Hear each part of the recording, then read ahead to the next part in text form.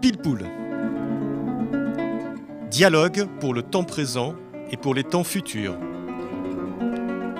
Une émission de Marc Wielinski, tous les dimanches de 13h à 14h sur RCJ. Où va notre monde? Comment mieux le comprendre? Que puis-je faire pour l'améliorer? Que m'est-il permis d'espérer? Aujourd'hui, nous recevons Hubert Védrine pour son dictionnaire amoureux de la géopolitique.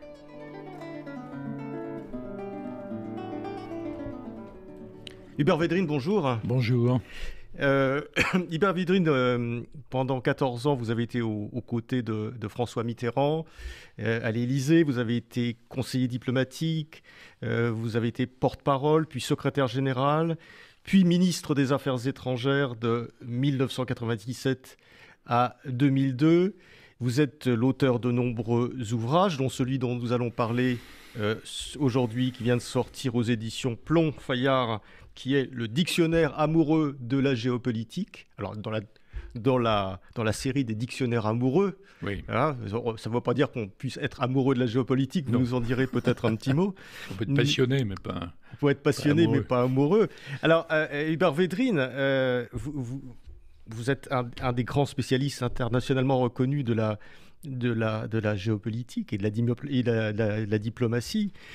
J'aimerais savoir pourquoi vous avez eu envie d'écrire ce livre. Et ma question est double.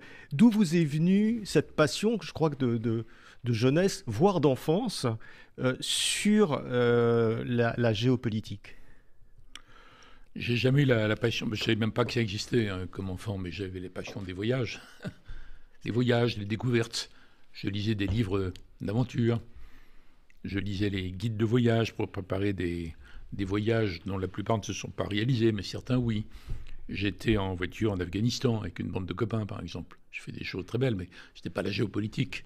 C'était l'histoire. Tout ça n'avait pas de nom. C'était le désir de voyager, de découvrir le monde. Mais c'était plus simple je suppose que ça fait quelques dizaines d'années que vous avez fait ce voyage en Afghanistan. Alors en Afghanistan, c'était un peu périlleux, mais c'était pas dangereux comme après. Donc on pouvait aller en voiture, traverser la Turquie, l'Iran, l'Afghanistan. Il y avait des quarantaines aux frontières parce qu'ils se reprochaient les uns les autres de propager le choléra. Donc il fallait passer quelques jours dans des petites tentes à la frontière. Bon, voilà. Et en Afghanistan, on pouvait circuler. Il y avait quand même... c'est mon époque routard, ça, vous voyez. Et plein de gens allaient. Alors, il y a beaucoup de drogués, ce qui n'était pas mon cas, mais plein de gens y allaient pour ça, ou pour découvrir le pays. Il faut se rappeler qu'il y avait une passion en France pour l'Afghanistan, après, autour du livre de Kessel, Les Cavaliers. Puis, il y a un livre extraordinaire de l'écrivain suisse Nicolas Bouvier qui avait raconté ce voyage-là. C'était à peu près les mêmes routes, parce qu'il n'y en avait pas 36. Bref, pendant très très longtemps, ma passion, c'était ça. Et pas du tout la diplomatie, d'ailleurs. À la sortie de l'ENA, je n'ai pas choisi la diplomatie, j'ai choisi le ministère de la Culture. Vous voyez, donc c'est venu après, par les hasards de la vie, les hasards heureux de la vie. Et après, puis longtemps après, la géopolitique était un terme qui sentait le chou pendant longtemps, pour des raisons absurdes. Et alors aujourd'hui, on met tout dans la géopolitique, n'importe quel micro-événement international est présenté comme géopolitique, alors que c'est plutôt les relations, disons, le mélange le croisement entre l'histoire, la géographie, les événements et les grandes décisions, vous voyez. Voilà, donc c'est un cheminement personnel dans lequel beaucoup de gens se reconnaîtront parce qu'ils ont vécu les mêmes désirs, les mêmes projets que moi dans ces époques-là. Et alors à l'arrivée, moi j'ai pas eu d'idée, j'ai pas demandé, mais quand l'éditeur me l'a proposé, j'ai sauté sur l'occasion. En plus, c'est très agréable parce que comme on écrit, c'est pas un vrai dictionnaire, il manque plein de choses, hein, mais on écrit des sujets sur lesquels on a envie d'écrire. Oui. Donc c'est possible d'être dans un colloque où on s'embête un peu en disant « Tiens, finalement, qu'est-ce que Alexandre le Grand m'inspire ?» Alors on écrit quelques lignes, vous voyez. Oui, c'est ça qui est extrêmement plaisant, c'est qu'on a l'impression que voilà, vous vous promenez un petit peu à la fois dans le monde, dans votre paysage intellectuel, dans vos souvenirs, aussi dans votre vision du monde actuel et du monde futur. Pardon ? Dans l'histoire. Et dans l'histoire. Parce que j'en ai remis beaucoup, parce que je pense que nos sociétés souffrent du fait d'être le nez sur le guidon, avec aucun recul sur rien. Ça, c'est lié à la formation tonitruante à chaque minute. Qu'est-ce qui s'est passé hier, avant-hier ? Bon, il faut remettre du temps long. Il n'y a pas que ça, il ne faut pas non plus en être prisonnier, mais si on ne le connaît pas, on ne comprend rien. Non, mais vous faites des entrées sur la Chine ancienne, vous faites des entrées sur l'Inde, vous faites des entrées sur pour qu'on puisse avoir une perspective justement sur le temps long. Alors à chaque fois, ce sont des petits articles qui sont assez courts, donc c'est Oui, très agréable à lire. C'est l'esprit de la collection, ça. Oui. Je vais même plus haut parce que je parle de la bataille de Kadesh. Oui, oui, très ancienne. La première. Entre les pharaons et les Hittites. Qui est la première. C'est la première dont on a des traces précises. Voilà, c'est la première qui a été vraiment documentée. Oui. Et qui n'a pas été d'ailleurs, vous le dites, véritablement une victoire du pharaon, Non. même si il se l'est attribué. Voilà. Ouais. C'est de bonne guerre. Donc c'était déjà une façon, les vainqueurs, les vaincus, enfin les protagonistes avaient déjà leur façon d'écrire l'histoire. Je pense que c'est aussi vieux que l'espèce humaine capable de parler ou d'écrire, voilà, ça naît à ce moment-là. Alors Hubert Védrine, je voudrais qu'on fasse un petit tour un peu des différents du monde et des différentes entrées. Et je voudrais qu'on commence par l'Europe.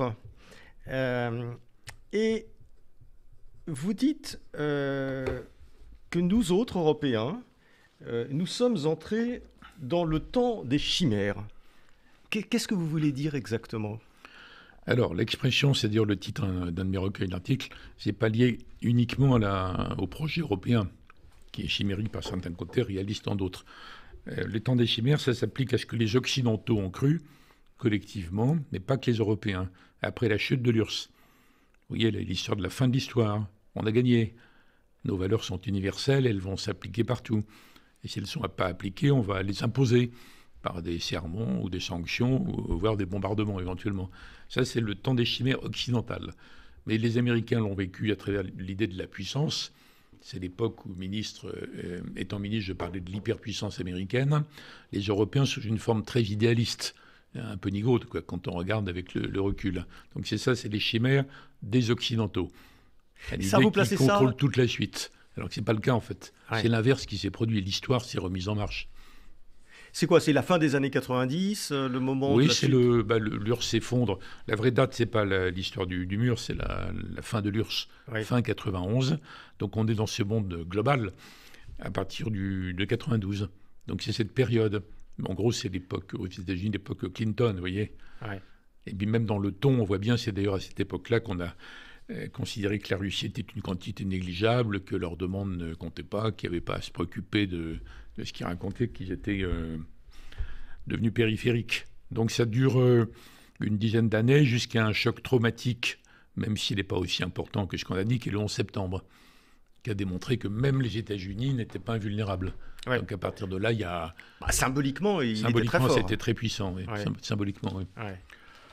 Et dans le débat entre Huntington et Fukuyama, c'est la fin de l'histoire parce que tout le monde est rallié à la démocratie au marché. D'ailleurs, Clinton descend d'une seule formule, la démocratie de marché. C'était la même idée pour lui. Mais il y a Huntington à l'époque qui dit « je suis désolé, mais il me semble qu'on est plutôt menacé par des clashs entre civilisations ». Non pas qu'il le souhaite, mais il disait il y a un risque. Alors toute la bien-pensance mondiale occidentale à l'époque a dit c'est horrible de penser des choses comme ça veut rien dire. Qu'est-ce que c'est une civilisation ? On est tous frères. Bon, vous voyez l'espèce d'universalisme un peu abstrait. Bon.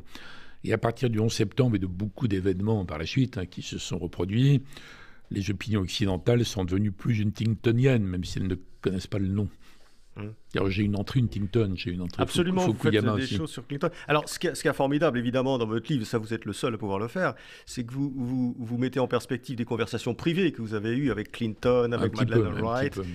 Un petit peu, mais oui. C'est-à-dire que vous avez quand même eu la chance, et vous l'avez toujours probablement, mais vous l'avez eu à ce niveau-là, de discuter avec les gens qui faisaient l'histoire et de penser ce qu'ils pensaient, et parfois avec des moments qui étaient un petit peu intimes, où ils pouvaient lâcher un certain nombre de choses, peut-être donner les érudits, vous savez, les érudits qui lisent les mémoires de tout le monde, il y a toute une activité géopolitique et des revues, ils savent tout ça en fait. Mais on peut extraire quelques phrases, dont certaines que j'ai entendues, ou que j'ai dites moi-même d'ailleurs, pour leur donner un sens par rapport à ça. À propos de ce dont on parlait juste avant, le Huntington Fukuyama, un jour Jacques Chirac, j'ai donc été ministre, sous la présidence Jacques Chirac, gouvernement de Lionel Jospin, choisi par Lionel Jospin. Un jour, Jacques Chirac me dit « Moi, je condamne la théorie du choc des civilisations. » Et moi, je lui dis « Je crois qu'il vaut mieux combattre le risque. » voyez, c'est un échange qui représente deux approches d'un sujet. Mais il y a plein de petits bouts de conversation comme ça. Il y a, dans les échanges politiques ou diplomatiques, il y a des fleuves de baratin parce que il y a la courtoisie, il y a les précautions, il y a ceci, cela, et qu'est-ce qu'on va dire à l'extérieur. Et de temps en temps, vous avez des pépites qui en disent très long. Mais parfois, est-ce que vous avez eu, avec ces grands dirigeants de la planète, que ce soit en Europe, aux États-Unis, en Russie, est-ce que vous avez surpris des moments de doute? Il y a beaucoup de... Oui, alors d'abord, je n'ai pas été président, j'étais ministre. Évidemment, j'ai passé mon temps à rencontrer tous les dirigeants de la planète, soit avec François Mitterrand, soit avec Jacques Chirac. Mais il y a des moments où les démocrates hésitent beaucoup parce qu'ils ont peur de l'opinion publique. Donc on est un peu dans le syndrome que craignait Tocqueville, que Tocqueville avait annoncé, avec un raisonnement un peu aristocratique. Enfin, il a décrit quelque chose de réel, qui est l'évolution vers des diplomaties d'opinion. Il avait dit d'ailleurs, vous vous rendez compte, le génie du type, au début du 19e siècle. 19e siècle, hein, il avait dit, un jour ou l'autre, les démocraties traiteront les questions extérieures sur la base des considérations intérieures. Alors vous ajoutez à ça la radio, la télévision, les médias, l'information continue, le numérique. Bon. Donc on voit bien c'est très très fréquent dans les conseils européens ou dans les sommets, dans les rencontres des Occidentaux et les autres, comme dans le G20 par exemple. Des dirigeants occidentaux se disent il faudrait que je fasse ça, mais ça passera jamais en fait. Ou alors c'est oui, mais est-ce que ça n'a pas toujours été le cas? Parce que les démocraties, les dirigeants des démocraties, par définition, sont élus. Oui. Donc, oui, il y a une différence entre être élu et de rendre compte au bout d'un certain temps sur ce qu'on a fait, et être élu le dimanche, être assailli de mise en garde ou d'insultes dès le mardi, vous voyez. Donc ça ne s'arrête jamais. C'est parce que dans les démocraties contemporaines, beaucoup de gens ne veulent plus être représentés. Les gilets jaunes, c'était la partie émergée de l'iceberg, mais c'est un sentiment très répandu. Je suis assez compétent, je suis au courant, j'ai mon portable, je peux m'informer, donc je sais ce que je veux. Et je sais ce que je voterais si c'était moi qui votais. Donc à un moment donné, c'est plus compliqué pour la gestion de la démocratie, y compris dans les relations internationales. Alors je ne pense pas que Poutine soit plus dangereux, c'est ridicule d'avoir plus peur de Poutine aujourd'hui que des dirigeants soviétiques à l'époque de la guerre froide où on négociait des grands accords avec eux. Mais il n'empêche que Poutine contrôle mieux sa situation, même s'il a des fragilités évidentes, énormes. Alors que les autres, ils doivent tenir compte de leur Parlement, ce qui est bien normal, mais aussi des soubresauts quotidiens de l'opinion. Je ne suis pas en train de faire la morale à qui que ce soit, je veux dire, je constate une évolution sociologique. Et ça, c'est tout à fait différent. Entre avant les réseaux sociaux et après, c'est différent. Avant l'information continue et après, c'est différent. En tout cas pour les dirigeants, vous voyez. Alors évidemment, même quand Truman, qui était un très grand président, Harry Truman, président des États-Unis, dont je parle, c'est l'homme du plan Marshall, c'est l'homme qui a brisé le blocus de Berlin, c'est l'homme de la signature de l'Alliance Atlantique, c'est-à-dire à quel point il est important. Donc on voit bien que même Truman, à l'époque, il est obligé de tenir compte d'une opinion publique qui est pacifiste ou isolationniste, etc. Même Roosevelt, quand il a été réélu en 1940, il a été obligé d'annoncer, de s'engager à ce que les boys ne soient pas envoyés dans les combats en Europe. Tellement l'isolationnisme historique des États-Unis par rapport à l'Europe était puissant. Donc je sais bien, même à l'époque, vous voyez, même à l'époque. Et puis Churchill était vaincu aux élections après la guerre. Il n'empêche qu'aujourd'hui, dans la vie quotidienne des démocraties, c'est beaucoup plus compliqué de concevoir une politique étrangère dans la durée, alors qu'ils ont à employer une grande partie de leur énergie toute la journée, à répondre à des attaques, à des soubresauts, à des propositions. C'est de plus en plus dur de travailler. Mais c'est une remarque qu'il n'y a pas d'amertume dans ma voix, puisque j'ai vécu ça dans des conditions presque idylliques, avec Mitterrand puis Chirac et Jospin pendant la cohabitation. C'est juste un fait.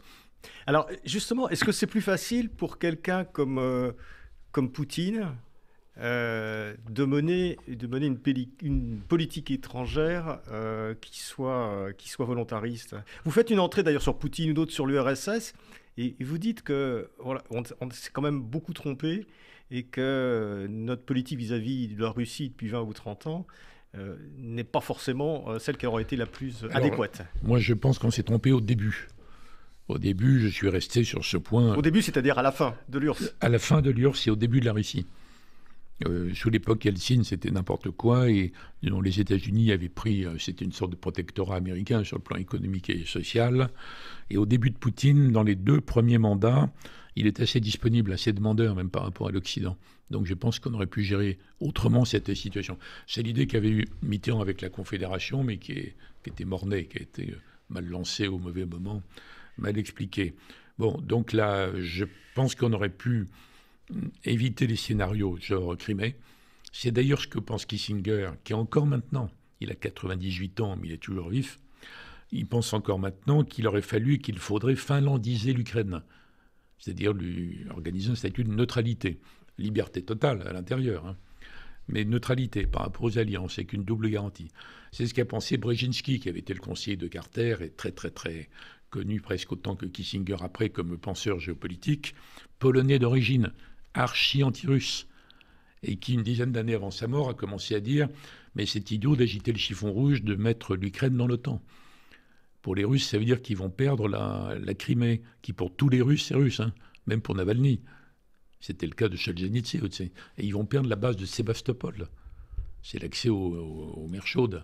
C'est impossible, ils vont faire quelque chose à un moment donné. » Donc Brzezinski disait, et c'était 30 ans après qu'il ait quitté le pouvoir, et personne ne l'a écouté, la grosse machinerie occidentale, américano-otanienne, a dit on s'en fiche de tout ça, les Russes ont perdu, on fait ce qu'on veut. Donc je pense qu'il y a eu beaucoup d'erreurs, mais dès lors que l'engrenage Crimée a eu lieu, alors qu'il aurait pu être évité, on est dans une situation différente, et on ne peut pas faire comme si ça n'avait pas existé. Donc c'est plus compliqué aujourd'hui. Pour ça, je remets un peu d'histoire, l'URSS, la Russie. Ça, vous remettez de l'histoire sur l'histoire de la Russie, sur l'histoire de l'Ukraine, qui est quand même effectivement partie intégrante, d'une certaine façon, de l'histoire de la Russie. Oui, ah ben, c'est même l'origine. C'est même l'origine. Le lieu de naissance. Le lieu de naissance de la Russie. Donc, Mitterrand on ne peut pas ignorer ça quand on est un grand diplomate. Enfin, on ne devrait pas l'ignorer. C'est plutôt le problème des politiques que des diplomates. Mitterrand nous disait, on était une bande de gens assez jeunes autour de lui, mais c'est extraordinaire ce qu'on s'est nourri de sa pensée, de ses réactions, de ses remarques. Il nous disait, pensez bien que l'Ukraine est au sein de la Russie depuis plus longtemps que la Bretagne n'est en France. Oui, ça vous le dites. Oui. Pour mesurer le déchirement. Et ça ne veut pas dire que Poutine a raison, hein. Ça ne veut pas dire qu'il ne faut pas répondre, enfin entendre les demandes ukrainiennes, mais il ne faut pas s'étonner à ce que ça ressorte à un moment donné comme un énorme problème non résolu. Alors d'où l'intérêt à mon avis, des allers-retours historiques, justement. Oui. Il y a plein de choses d'aujourd'hui qu'on ne comprend pas. Il faut revenir, par exemple, en ce qui concerne les relations atlantiques, États-Unis-Europe, il faut revenir à l'après-guerre. Roosevelt-Truman, justement. Les conditions du plan Marshall, de création de l'Alliance Atlantique, parce que dans la tête de la plupart des Européens, ça n'a pas bougé. Le fait qu'ils ne se sentent protégés que par les États-Unis, et le fait qu'ils ne prennent pas au sérieux les propositions françaises d'une Europe de la défense. Ça les inquiète même. Donc, alors, ça ne sert à rien de s'énerver, il faut revenir aux sources. Alors, ça dépend. Dans certains cas, il faut revenir 1000 ans avant. Dans d'autres cas, 50 ans avant. Oui, c'est ça, il faut faire toujours ça dépend des sujets. Il faut ajuster la distance focale. Vous êtes un peu comme un photographe, souvent. Voilà. Et là, vous prenez une focale, et quand c'est nécessaire, pas de façon systématique, mais quand c'est nécessaire dans votre livre, clac, vous prenez un peu de recul. Ça peut être 200 ans, ça peut être 2000 ans, ça peut être... Alors, justement, sur les États-Unis, vous parlez d'une période d'un siècle, 1917-2017, qui vous paraît être le siècle de la domination des États-Unis. Est-ce que ça s'est arrêté en 2017 ? Non, ça ne peut pas s'arrêter à un moment précis. D'abord, il y a le dollar, il y a la puissance militaire, il y a cette politique incroyablement choquante mais efficace de sanctions extraterritoriales. Et la Chine les talonne, évidemment, ce qu'ils trouvent insupportable. Mais ils sont quand même encore numéro 1. Mais ce n'est pas l'hyperpuissance invulnérable. Donc ils sont aussi challengés sur différents points. Mais c'est vrai qu'il y a eu une époque, d'ailleurs un peu contrainte, parce que George Washington, le premier président, avait dit dans son testament « Ne vous mêlez jamais, jamais des conflits entre Européens ». Il pensait à l'Angleterre et la France, etc. C'est aussi pour ça que Wilson, pendant la Première Guerre mondiale, le président, n'est entré en guerre qu'en 1917, pas en 1914. Et l'opinion américaine était divisée quasiment moitié-moitié entre les pro-allemands et les pro-anglais, vous voyez. Bon, et après, j'ai dit, Roosevelt avait dû, en 1940, encore se montrer isolationniste sur l'Europe. il n'était pas par rapport à l'Amérique centrale ni l'Asie. Hein. Oui, c'est ça. C'était la doctrine Monroe, Oui, ça c'est le 19e. Ouais. Tout ce qui est américain, c'est nous, donc c'est pas les Espagnols. C'était une doctrine pour virer les Espagnols, en gros, de l'Amérique latine. Alors donc les États-Unis se sont contraints. Et d'ailleurs, après la guerre, ils sont repartis. Ils n'ont pas cherché à faire de l'impérialisme, contrairement à ce que racontaient les partis communistes de l'époque, qui eux-mêmes essayaient de prendre le pouvoir partout en Europe. Et ce sont les Européens de l'Ouest, terrorisés par le fait que Staline n'appliquait pas les engagements pré-Yalta, où il n'y a pas eu de partage du monde. C'est un mythe gaullien, ça. C'est parce que le général était furieux de ne pas y être, donc il a inventé ça. Bon, je suis à ma façon quand même gaulliste, autant que mitterrandiste. Mais donc il n'y a pas eu de partage. En fait, c'est une vision. Il n'y a pas eu de partage. Il y a eu un partage de l'Allemagne. Il y a eu le débat sur... Mais le reste, au contraire, ils avaient obtenu de Staline qu'il prenne des engagements qu'il n'a jamais tenus sur le respect des formes démocratiques dans les pays qui seraient libérés par l'armée rouge. Il a fait tout le contraire. C'est les années 45, 46, 47, 48, le coup de Prague, etc. etc. Vous voyez. Alors il faut avoir ces éléments longs en tête. En fait, en tout cas, les Américains étaient repartis. Les Européens les supplient de revenir. Et le Sénat américain ne veut pas, en disant non, terminé. Ils ont démobilisé à toute vitesse. Ils sont passés de, je sais pas quoi, 6 millions de soldats à 250 000 en quelques années, alors que le système soviétique ne démobilisait pas. Quand il y a eu l'affaire du blocus de Berlin, il y avait, je crois, 1 600 000 soldats soviétiques autour de Berlin-Est. Vous voyez. Alors bref, les Européens supplient. À la longue, Truman tord le bras du Sénat, les convainc, et les Américains signent l'alliance, ce qu'ils n'avaient jamais fait et qu'ils ne voulaient pas faire. Et d'ailleurs, ils pensaient que le plan Marshall les dispenserait faire une alliance militaire, mais ils sont quand même obligés de le faire. Vous voyez. Et donc, à un moment donné, vous avez l'alliance, mais pas de troupes américaines en Europe. Et comme il y a la guerre de Corée et puis tous les trucs, les coups soviétiques en Europe de l'Est, les Européens de l'Ouest paniquent. Ils disent aux Américains, écoutez, c'est bien, il y a l'alliance, merci beaucoup, le fameux article 5, mais vous n'êtes pas là. Donc s'ils nous attaquent, on est cuit. Et même De Gaulle, à l'époque, dans sa phase RPF, De Gaulle dit, il faut faire attention, parce que l'armée rouge n'est qu'à 2 étapes du Tour de France de la France. Alors, après hésitation, à nouveau, c'est Truman, je crois, juste avant Eisenhower, qui dit, OK, on va revenir, mais on organise tout. Vous nous avez déjà entraîné 2 fois dans des guerres mondiales, ça suffit. Donc on revient, on fait l'organisation, le haut de l'OTAN. Il y a le traité, et il y a l'organisation qui vient après, 3-4 ans après. Et ils organisent tout, c'est l'époque où Eisenhower, le général du débarquement, futur président, excusez-moi, est en résidence à Marne-la-Coquette, parce que le siège de l'OTAN est juste à côté. Et donc ils reviennent et ils organisent. Hein. Ça donne l'OTAN. Et donc ça paraît très ancien ce que je raconte, aussi vieux que les batailles historiques, mais pas du tout. C'est complètement d'actualité. Puisqu'on voit bien quand il y a des propositions françaises, même quand elles sont répétées, très astucieuses et très convaincues, comme celle du président Macron, que les autres Européens ne suivent pas. Ils veulent en rester à cette situation-là.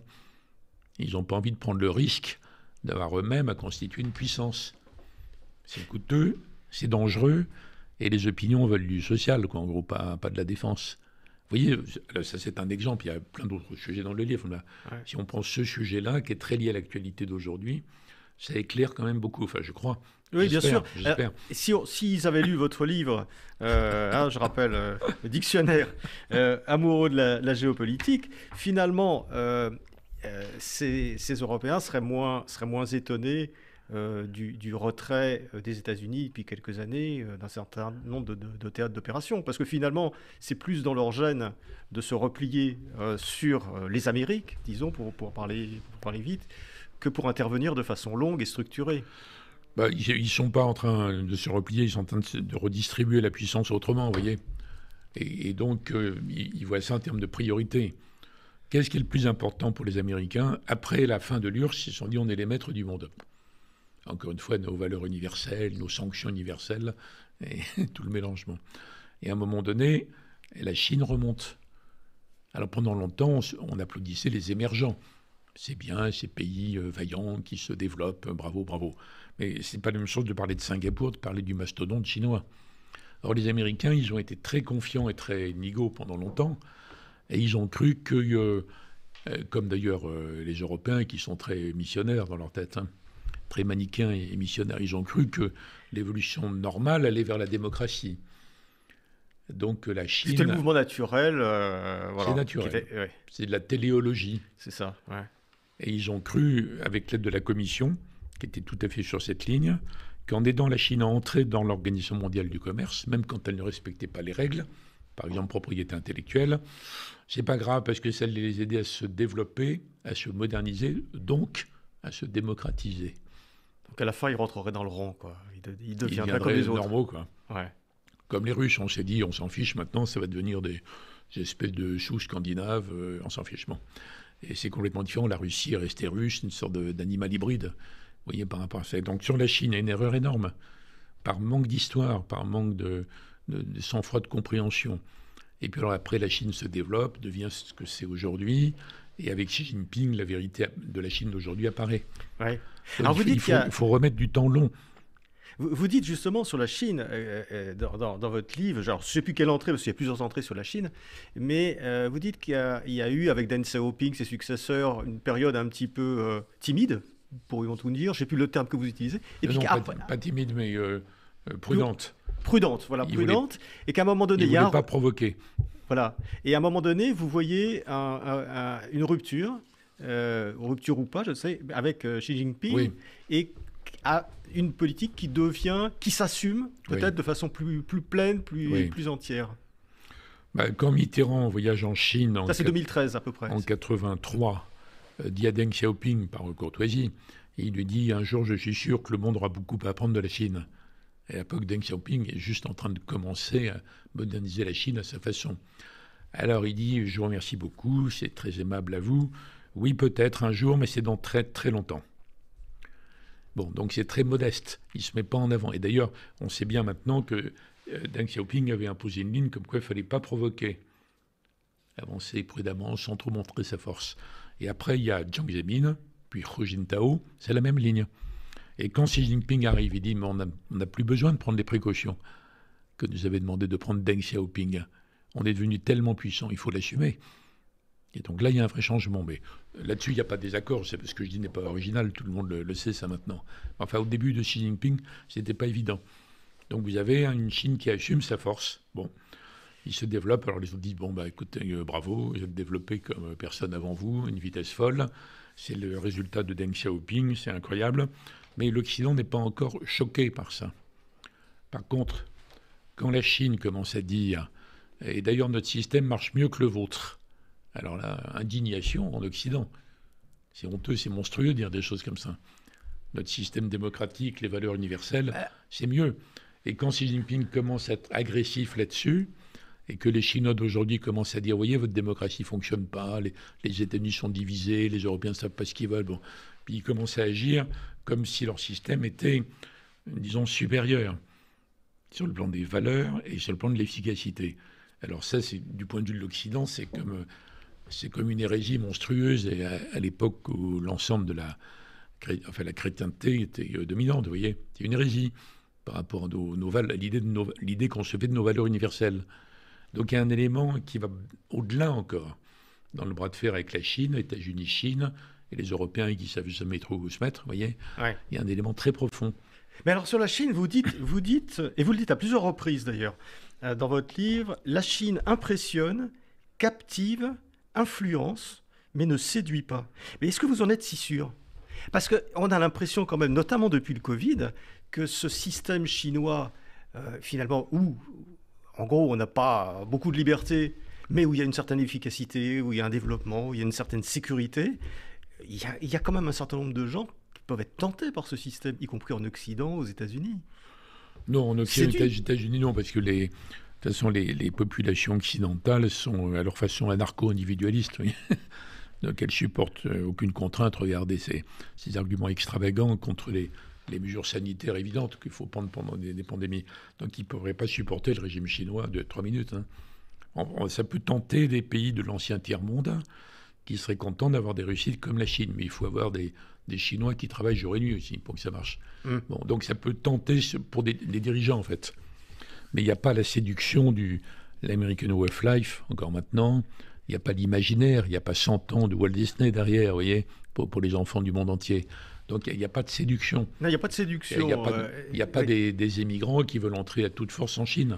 Ça n'existe pas, ça, vous voyez. Non. Donc ils viennent, ils essaient de devenir en Europe, ou aller vers l'Afrique du Sud, ou aller vers le Canada, enfin des endroits où il y a un État-providence, où les aides coulent à flot, vous voyez, mais pas la Chine.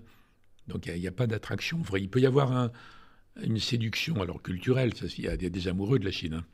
De la Chine, là, je ne parle pas d'amoureux de Xi Jinping, mais la Chine, l'histoire de la Chine, la langue chinoise, la culture chinoise, là. Il y a des amoureux de ça, bien sûr, mais ça n'a rien à voir avec la géopolitique. Donc la Chine n'a pas ces éléments-là, alors que l'Occident, même mal en point, avec des démocraties malades, par des sortes de maladies auto-immunes, même l'Occident garde de l'attrait. Ça se voit encore à travers la question migratoire, vous voyez. Les pressions migratoires, disons. Alors, je voudrais qu'on dise quelques mots aussi du Proche-Orient. Vous dites, dans plusieurs de vos entrées aussi relatives à cette région du monde, que finalement, depuis 70 ou 80 ans, il y a eu une série de rendez-vous manqués, d'erreurs qui ont été commises. Toute une série, on a l'impression qu'on reproduit toujours un certain nombre d'erreurs. Alors, il y en a beaucoup, donc je ne sais pas par lesquels il faudrait commencer, mais au Proche-Orient, je prends le sujet dans le sens... Je pense aux discussions, vous parlez beaucoup des discussions de paix, etc., Camp David et autres, et à chaque fois, on a l'impression qu'il y a quelque chose qui se joue, ça pourrait aller un peu plus loin, puis boum, ça tombe et ça redevient... Alors, l'affaire de la paix, c'est autre chose. Mais globalement, on pourrait dire en géopolitique froide qu'au Proche et Moyen-Orient, aucune puissance de la région, aucune zone régionale, ne peut imposer complètement sa loi. Ni l'Arabie, ni l'Iran, ni la Turquie, ni Israël, ni l'Égypte. Donc il y a une sorte d'équilibre instable, permanent, ça change un peu, etc. Et comme il ne peut pas y avoir des puissances extérieures qui refassent le coup de Sykes-Picot après la Première Guerre mondiale, même si vous rassemblez hypothétiquement Biden, Poutine et Xi Jinping, ils n'auraient pas de plan commun à appliquer au Moyen-Orient, ils n'arriveraient pas à le faire appliquer parce qu'il y a énormément de forces illégales, de terrorisme, de ceci, cela. Bon, donc clapotis sans fin. À l'intérieur de ça, il y a la question du processus de paix. Moi, évidemment, je suis très lié à l'aventure mitterrandienne. Mitterrand, ami profond de la culture juive et de l'histoire juive et d'Israël, était quand même le premier chef d'État occidental après Kreisky, qui était le chancelier autrichien, a évoqué l'idée d'un État palestinien. En mars 82 à la Knesset, j'étais là, j'étais tout jeune conseiller, mais j'étais là, j'ai vu la jeunesse du discours, Mitterrand qui testait les formules sur Chesson, puis sur Attali, etc., etc. C'était un grand moment, donc j'ai beaucoup cru ça. Et encore maintenant, je pense que s'il y avait eu un État palestinien qui aurait été un petit État démilitarisé, il y aurait une dynamique complètement différente. Si Rabin n'avait pas été assassiné, je pense qu'il aurait été au bout du processus. Et peut-être Sharon. Peut-être Sharon, même s'il n'avait pas eu les deux AVC. Sharon, auquel vous donnez un rôle assez, finalement assez modéré, assez central. Modéré, non, mais je le crédite. Centriste. Je le crédite, non, pas, non plus. Enfin, je le crédite de cette capacité. Bon, si à l'arrivée, il y avait un État palestinien, ça serait complètement différent. Parce que je pense qu'il y aurait eu un phénomène de développement entre Israël, cet État-là, la Jordanie, qui serait presque l'équivalent de ce qui se passe dans les Émirats. Bon, c'est une gigantesque occasion manquée, mais manquée par un peu tout le monde. Manquée par du fait des nationalistes israéliens, ou des illusions européennes, ou de la lâcheté américaine, puis de l'évolution des Palestiniens qui ont raté tous les rendez-vous, et le fait que les Palestiniens, c'était les Arabes comme les plus modernes et les plus laïques au départ. Bon, alors ils n'ont pas pu contenir, eux non plus, la gangrène islamiste qui s'est développée. Donc tout le monde a sa part dans l'échec final qui, à mon avis, est regrettable, parce que je pense que le Proche-Orient serait plus sûr, plus stable, et Israël encore plus solide qu'il ne l'est grâce aux accords d'Abraham, s'il y avait en plus dans le jeu un État palestinien. Bon, mais ça c'est un regret mitterrandien, on va dire, parce que j'étais associé à ça, il y a eu des moments fascinants dans les discours, les discussions que j'ai vues avec Rabin, avec Pérez, qui était un ami de Mitterrand, etc.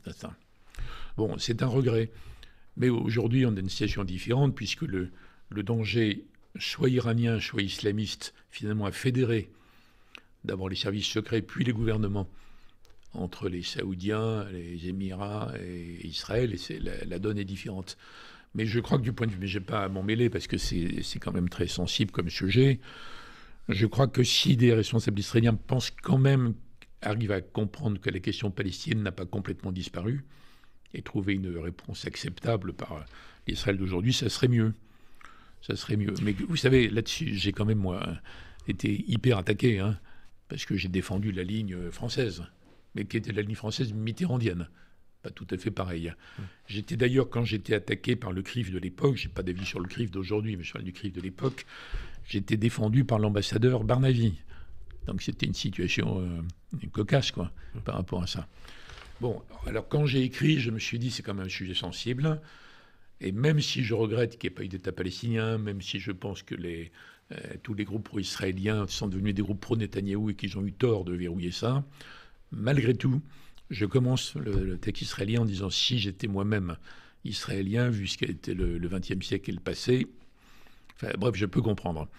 Je peux comprendre qu'il y a une sorte de réflexe sécuritaire qui l'emporte sur tout et qu'Israël n'ait confiance en personne.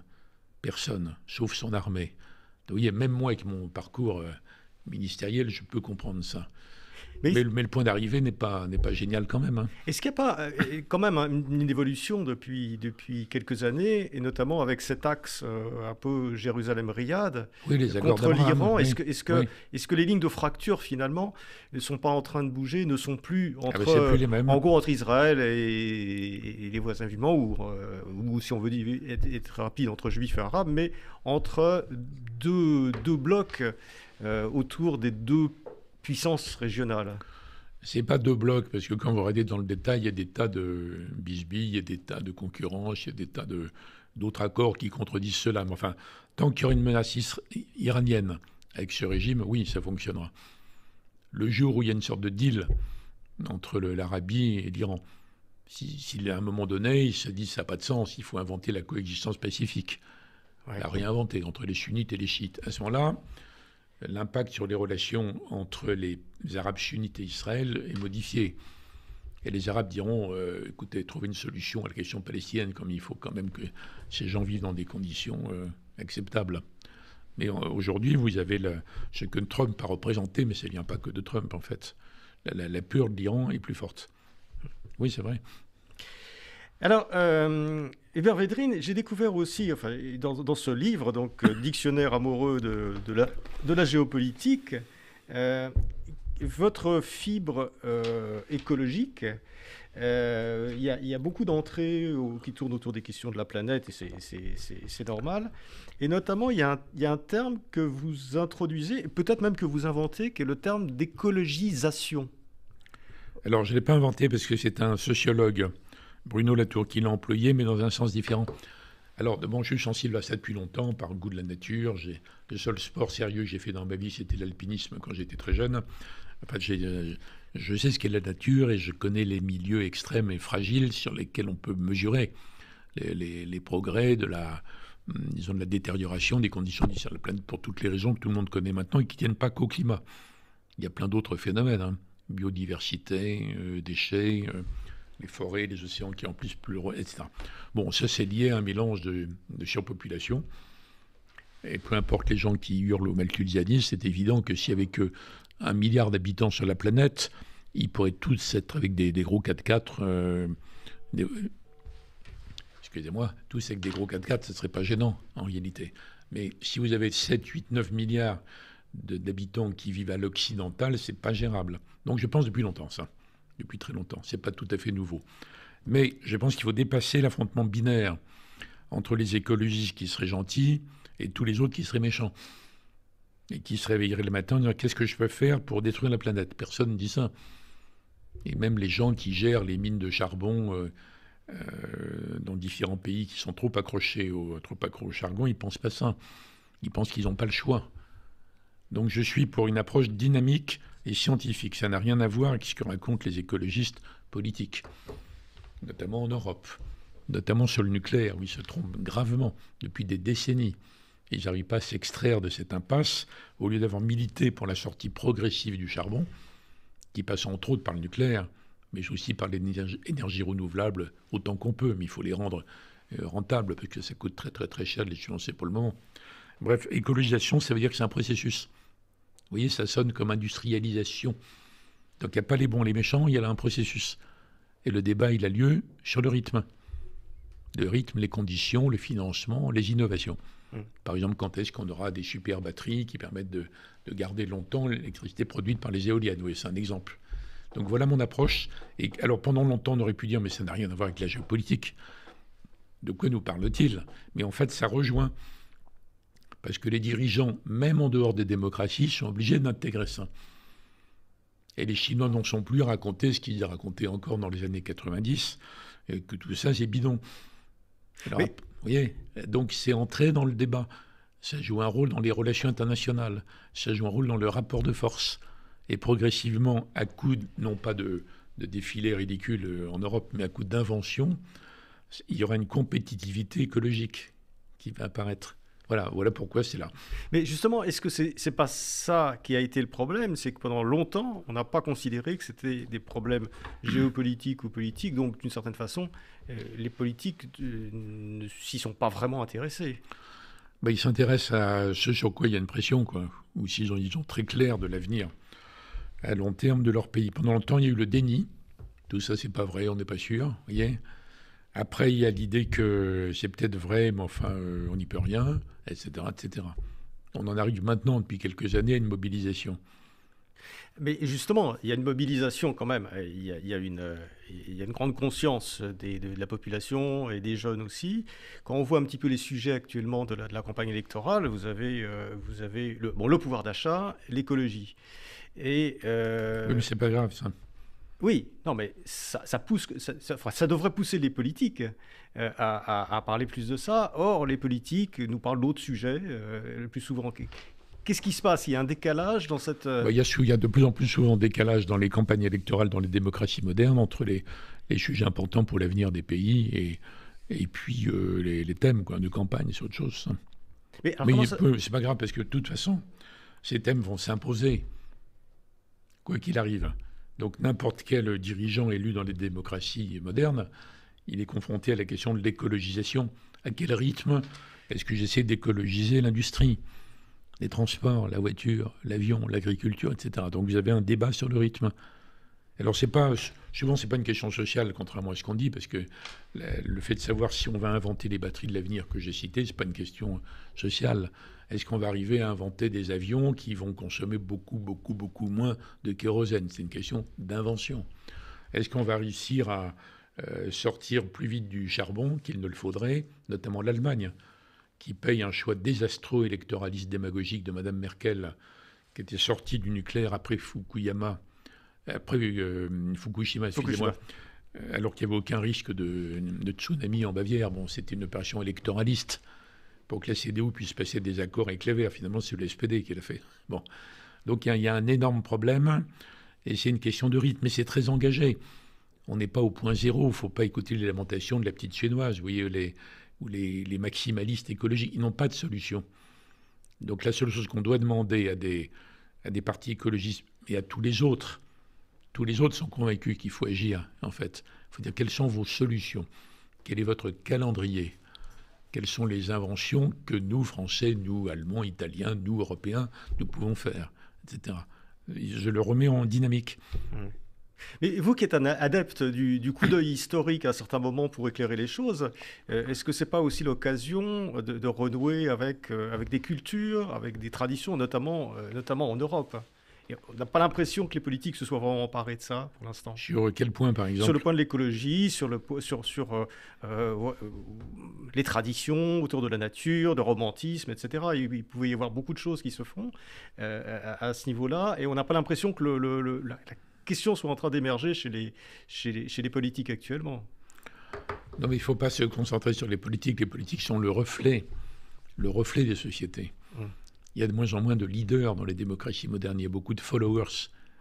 Oui, c'est des followers, c'est ça. Ils sont le reflet des sociétés. Mais vous avez raison, mais par un autre détour qui est que l'Europe n'a d'avenir que si elle arrête de vilipender l'attachement aux identités. Les peuples européens veulent garder leur identité. C'est normal, c'est pas choquant. Donc il faut l'accepter, vous voyez. Donc il faut le canaliser. Il ne faut pas que l'Europe soit une espèce de machine à abraser ou à normaliser. Et d'ailleurs, Delors, qui était pas un européiste dogmatique, enfin il est toujours vivant d'ailleurs, qui n'est pas un européiste dogmatique, qui est très très très ardemment européen, il parle de fédération d'États-nations. Donc dans son esprit, il y a toujours des États-nations, même dans 30 ans, dans 40 ans. Tout ça ne se fond pas dans une sorte de magma européiste. Donc c'est sur ce point, je fais un détour, ce n'était pas votre question, mais j'y vais exprès, vous voyez. Je pense qu'il faut tenir compte des réalités européennes profondes et anciennes. Et que l'Europe sera d'autant plus forte, y compris sur les programmes d'écologisation, qu'elle se sera réconciliée avec ses peuples. Hébert Védrine, j'ai une dernière question, parce que le temps tourne, il nous reste quelques minutes, mais je voudrais quand même vous interroger. Il y a plusieurs entrées, dont une qui s'appelle GAFAM, sur justement les géants du numérique, et qui bouleverse notre vie depuis une dizaine d'années maintenant. Et cette action-là, vous qui justement avez ce recul, comment est-ce que vous voyez les choses? Est-ce que finalement ces GAFAM se substituent maintenant d'une certaine façon, ont une telle puissance? Il y en a qui ont le PIB du Danemark ou de pays comme ça. Est-ce que finalement ce sont des puissances qui se substituent aux puissances étatiques habituelles, ou est-ce que tout ça va un petit peu rentrer dans l'ordre des États-nations? Quelle est votre vision? Ils sont tellement puissants, puis il y a les GAFAM chinois en plus. Il y a les GAFAM chinois. Donc on rejoint le bras de fer États-Unis-Chine. Ils sont tellement puissants qu'on ne sait plus qui régule qui. On dit qu'il faudrait de la régulation. Mais c'est ce qu'on a vu ces dernières années. Oui. Tous les adeptes un peu niais de la mondialisation heureuse, ils se rattrapent en disant oui, il faut une mondialisation régulée. Non. Mais qui régule qui? Et là, il y a un bras de fer actuel, on le vit, je ne peux pas dire quelle sera l'issue, mais aux États-Unis, il y a le début d'une réflexion sur est-ce que ces entités ne sont pas devenues trop puissantes.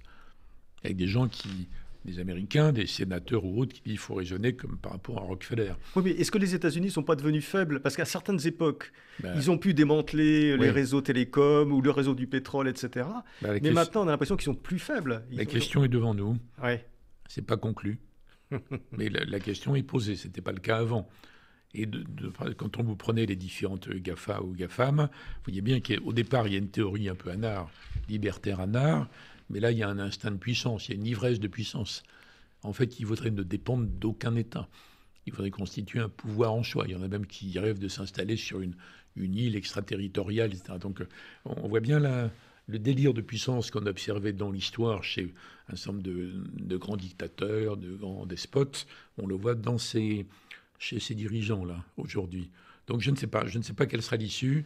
Et je ne sais pas si les États-Unis, qui sont en plus partagés politiquement de façon maintenant très très âpre, je ne sais pas si les dirigeants américains ont encore la capacité de reprendre le contrôle, au minimum de réguler, peut-être même au-delà, pour établir la concurrence, de démanteler.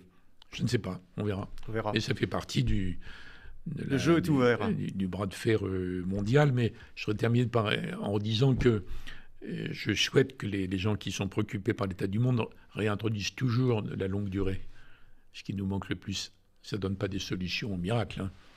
C'est évidemment compliqué, mais quand même, ça évite des pièges, ça évite le désarroi, ça évite le sentiment qu'on ne peut rien faire sur rien.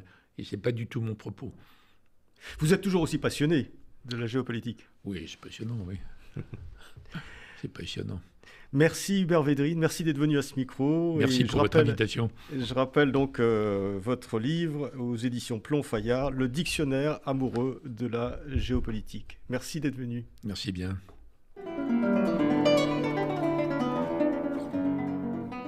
C'était Pile Poule, une émission de Marc Wielinski, que vous pouvez